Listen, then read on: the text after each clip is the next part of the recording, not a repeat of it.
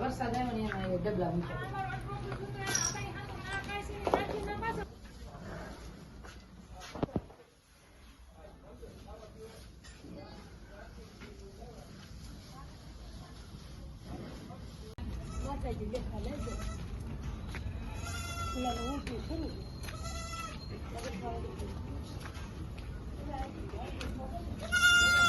હાય એની કરતા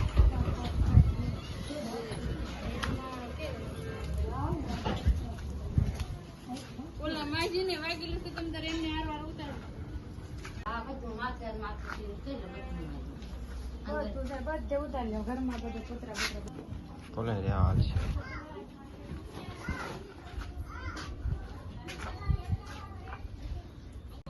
બધું માથે ફોડી નો બધું ઉતારવાનું જો. આ જો જે નળિયા ઈ કરા છોટે આ થોડા જો છોટે બધું ઉતારી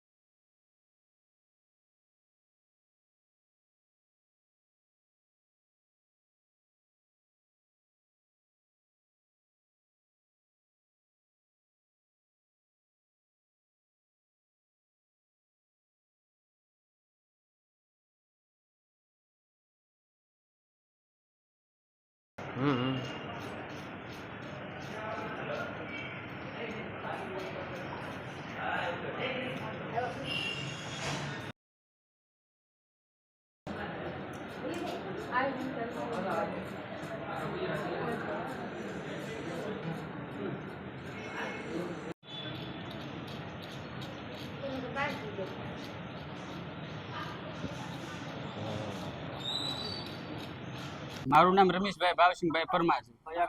અમે ગામ મૂળ બુધેલના છીએ. જૂનો વર્તેજ રોડ રામાપીના મંદિર આગળ રહીએ છીએ. ઘટના આખી એવી બની હતી કે આપણે એવડા લોકો બધા અત્યારે વિરોધમાં ફૂલ અમારા છે અને માતાજીનો મઢ બાબતે એમને વિરોધ કરે છે. અમારી બાજુ એવડા અત્યારે ઉકાભાઈ, બાબુભાઈ અને રૂપાભાઈ, કાળુભાઈ મારવામાં 30 થી 35 40 જણા જેવા છે. બધા એમના ભાઈઓના છોકરા મોકરા બધા એવડા મોટા થઈને લાકડીયું, ધારિયા અને કુવાડા એવડા બધા હથિયાર છે એમને અને પથ્થર મારો ખૂબ. અને અત્યારે અમારા બધા મકાન બધું ભાંગી નાખેલું છે અને અમે ખાલી 5 6 7 જણા છીએ.